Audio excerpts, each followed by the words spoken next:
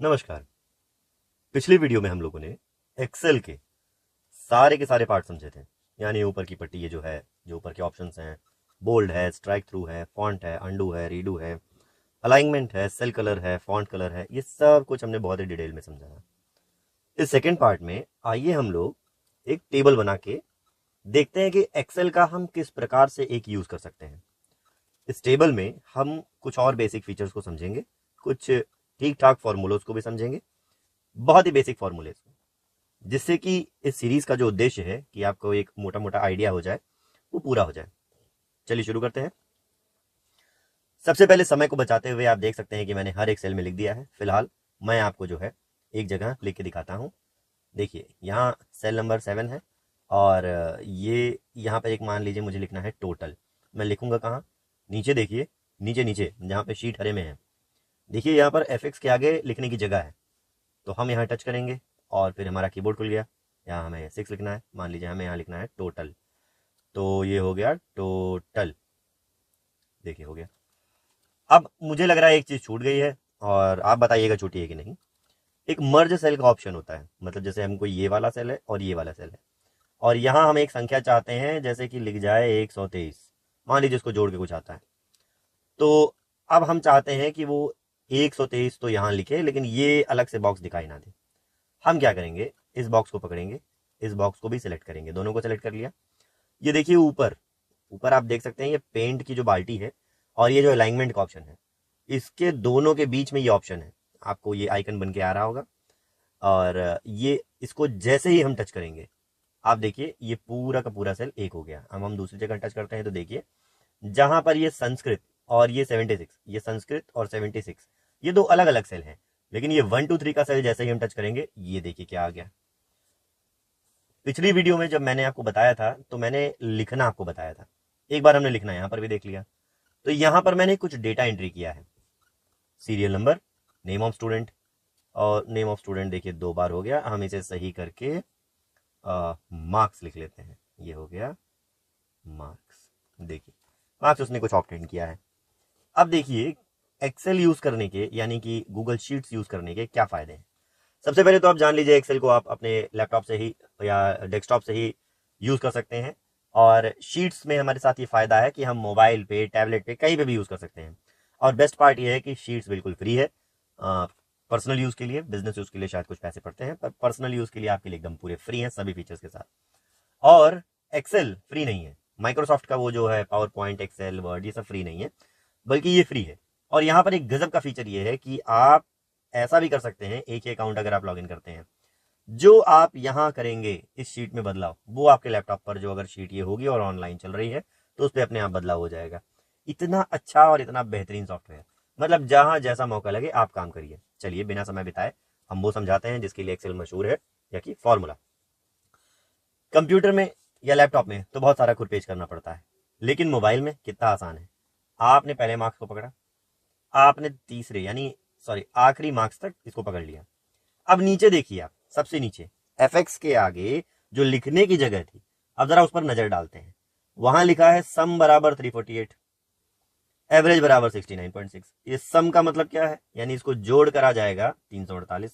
ये देखिए आप इसको जैसे टच करेंगे इसके नीचे 348 लिख उठा।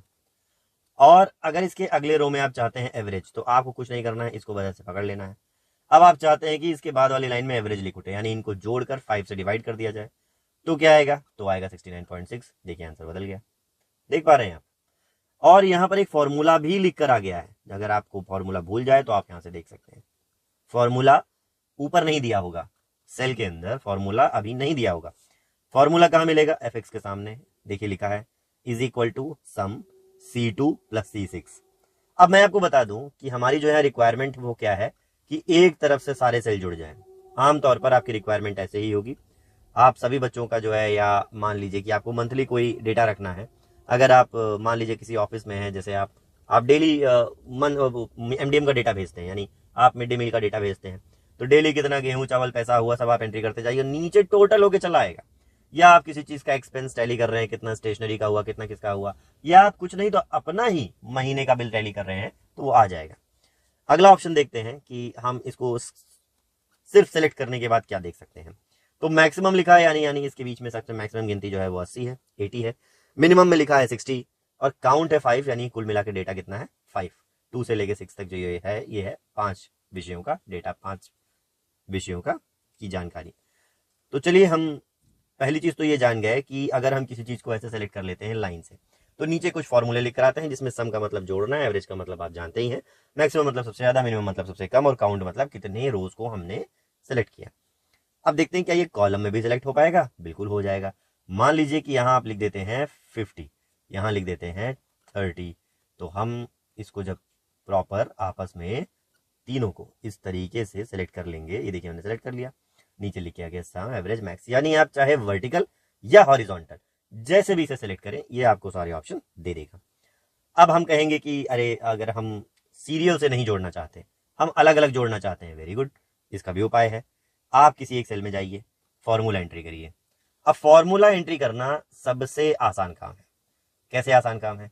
इसके लिए हम थोड़ा सा जो है आ जाते हैं आपके मैथ्स पे, थोड़ी सी बेसिक सही कर लेते हैं। आप बिल्कुल परेशान मत होइए और हम बस लिख के आपको दिखाएंगे।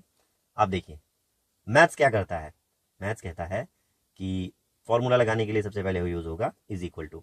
आई होप आपको ये इंक दिख रही होगी। लाइए मैं इसे ब्लैक सेलेक्ट कर लेता हूँ।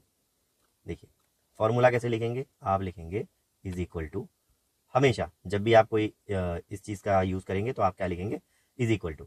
इज इक्वल टू हमने कहा था कि हम सेल का एड्रेस, सबसे पहले आप इसको 80 प्लस 20 करेंगे तो ये अपने आप सेल में 100 लिख देगा, यानी इस सेल का आंसर 100 आ जाएगा अगर आप करेंगे तो। लेकिन अगर हमको यही करना होता तो एक्सेल का मतलब क्या था, यानी कि शीट्स का मतलब क्या था, हम इंडिविजुअल सेल की नंबर डालेंगे जिससे कि जब भी इसकी वैल्यू हम बदलें उसका असर इस पर पड़े। इस गहराई भरी बात का मतलब मैं भी आपको समझाता हूं। सबसे पहले देख लेते हैं मार्क्स में, पहला मार्क्स है 80। 80 क्या है, सी, और ये देखिए 2।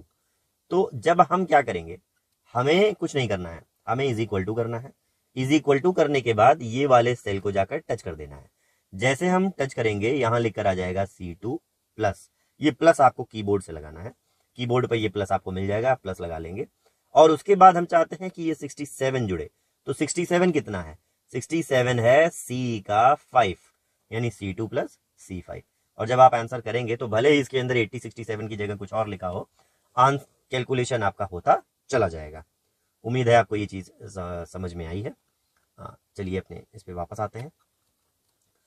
सबसे पहले आप देखिए मान लीजिए कि यहाँ पर हम ये 1999 को पकड़ते हैं और कॉपी करते हैं और यहाँ पेस्ट कर देते हैं। अभी देखिए आपको मैं कुछ दिखाता हूँ। ऑटोफिल जो मैंने आपको दिखाया था कि आपको नंबर्स लिखने नहीं पड़ते, एक बार रिवाइज कर लेते हैं। ये देखिए सीरियल नंबर लिखा है, इसी के नीचे हम लिख ले रहे हैं 1। एक दो नंबर हमको लिखना पड़ेगा। देखिए हमने लिखा 1, देखिए हमने लिखा 1, 1 के बाद लिखा 2, 2 के बाद लिखा 3, बस इतने में इसको समझ में आ गया है। अब आपको 1 पे टच करना है, खींच देना है अपनी उंगली पकड़कर, और जैसे ही आप इसको लंबा खींच देंगे देखिए बहुत सारे कॉलम्स सेलेक्ट हो गए, बहुत सारे रो सेलेक्ट हो गए, और भी अच्छे से कहें तो बहुत सारे सेल सेलेक्ट हो गए। और जैसे ही हम ऑटो फिल करेंगे नंबर्स भर जाएगा। ऐसे ही अगर हम यहाँ इज इक्वल टू करते हैं, कहाँ, यहाँ देखिए ई के 2 पे देखिए हम क्या करेंगे, इज इक्वल टू का निशान लगाएंगे, इज इक्वल टू का निशान लग गया, और इसको टच कर देंगे, कौन सा, C2 को, फिर प्लस का निशान लगाएंगे और D2 को टच कर देंगे। क्या लिख के आ गया देखिए, is equal to C2 plus D2। इसको आप टाइप भी कर सकते हैं, इसको आप टच करके भी देख सकते हैं, और जैसे आप एंट्री करेंगे देखिए 170 आ गया। अब ये आपको हर सेल में लिखने की जरूरत नहीं है, बस आप इसको ऐसे खींच दीजिए यहाँ तक, जहां तक आपको जोड़ना है। और अब आप क्या करेंगे, ऑटोफिल जैसे ही करेंगे देखिए हर एक सेल का अलग जोड़ लिख कर आ गया, है ना कमाल की चीज।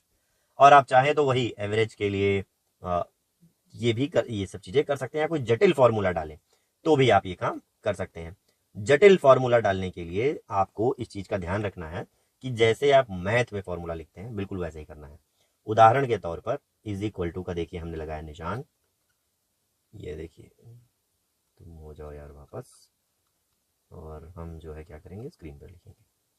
हमने लिखा, एक पेज देना भैया, इज इक्वल टू का लगाया निशान। मान लीजिए हमको 2 into C2 plus B5 upon D3 इस तरीके का सवाल लिखना हो तो ध्यान देना है कि हमें 2 लिखना है, फिर ये ब्रैकेट लगाना है, C2 लिखना है, प्लस B5 लगाना है, ये बंद करना है, ये बड़े वाले को बंद करना है, इसको भी बंद करना है। आप यही वाला ब्रैकेट भी यूज कर सकते हैं। डिवाइड का निशान लगाना है और D3 करना है। इस तरीके से हमको टाइप करना है, बिल्कुल इस तरीके से। क्योंकि आप ऊपर नीचे सेल में कैसे लिखेंगे, तो ये जो ऑफ का निशान होता है फ्रैक्शन का, ये फ्रैक्शन का निशान आपके में ये जो स्लैश होता है इसे कहते हैं। बस इसी स्लैश को, जैसे अगर आपने 2/3 लिख दिया तो इसका मतलब ये हो गया 2/3। अब मुझे लग रहा है आप समझ चुके हैं। यही निशान डिवाइड का भी है। प्लस का प्लस ही होता है, माइनस का माइनस ही होता है। मल्टीप्लाई के लिए आपको स्टार सेलेक्ट करना होगा और डिवाइड के लिए आपको ये वाला स्लांटिंग लाइन इसी को सेलेक्ट करना होगा। और इस तरीके से आप जो है इसको यूज कर पाएंगे। तो हम कोई भी फॉर्मूला दे सकते हैं। फॉर्मूला देने में अगर आपको कोई भी दिक्कत हो रही हो कमेंट बॉक्स में डालिए और वो फॉर्मूला मिलकर आपको वापस मिल जाएगा। अगली चीज जो हम सीखेंगे वो है बॉर्डर का कलर करना है, सेल का कलर करना है या सेल का बॉर्डर तय करना। जैसे अब हमने इतना सारा कर रखा है, अब हम क्या करेंगे, इसको हमने सेलेक्ट किया, देखिए कई बॉर्डर्स आ गए बॉर्डर्स। पहले वाले में लिखा है सारे बॉर्डर्स, देखिए सारे बॉर्डर आ गए। हर एक सेल जो है वो बॉर्डर युक्त हो गई। दूसरा अगर हम मान लीजिए एक और डेटा पकड़ते हैं और फिर इसको देखते हैं। अब देखिए इसमें लिखा है बाहर बॉर्डर, दूसरा वाला, तो देखिए सिर्फ बाहर बॉर्डर हुआ। फिर से एक बार इसको सेलेक्ट कर लेते हैं, ये देखिए अगला ऑप्शन देखते हैं, लिखा है अंदर बॉर्डर, तो हम अंदर बॉर्डर, देखिए क्योंकि बाहर भी था और अंदर भी हो गया तो पूरा ही हो गया। तो इस तरीके से आप इसे कर सकते हैं कि बाल्टी भरा रंग एक बार देख लेते हैं। मान लीजिए इस रो को आपको कलर करना है, और रो को क्यों कलर करेंगे, ये देखिए हमने इसको कर लिया और आपने ये बाल्टी भरी रंग उड़ेल दिया इसमें, और देखिए कलरफुल डेटा हो गया। जो भी मैंने आपको शीट पे इस समय मौके पे सिखाया है, ऐसा ही मैंने एक शीट आपको बना के दिखाया है। ये देखिए इसमें सीरियल नंबर अलग कलर पे है, और देखिए आपका डेटा जो आपको एंट्री करना है वो अलग रंग से है, और वहीं पर जो टोटल का ऑप्शन है वो अलग रंग से है। जैसे ही हम इसको टोटल करेंगे, ये देखिए बहुत सुंदर सा बनकर आ गया है। और इस तरीके से आप कितना नीटली क्लासिफाई करके या आप इसका वर्गीकरण करके आप एक सुंदर सा डेटा बना सकते हैं। बेसिकली आपको सिर्फ दो ही फॉर्मूलों की जरूरत पड़ती है, परसेंटेज और एडिशन। दोनों आपको सामने सामने मोबाइल में दिए हुए हैं। लैपी पे अगर आप कर रहे हैं तो बिल्कुल कमेंट करिए। लैपी का जो एक्सेप्टेड वीडियो आएगा तो उसमें हम आपको बता देंगे, आप बिल्कुल परेशान मत होइए। वरना जिस तरीके से मैंने अभी आपको मैथ का फॉर्मूला बताया आप वैसे ही डालेंगे तो आ जाएगा। बाकी उसमें ऊपर फॉर्मूले आते हैं, थोड़ा सा उसकी प्लेसिंग अलग होती है, तो हमें जो है उस समय उसका विंडो खोलकर आपको वो ऑप्शन दिखाना पड़ेगा।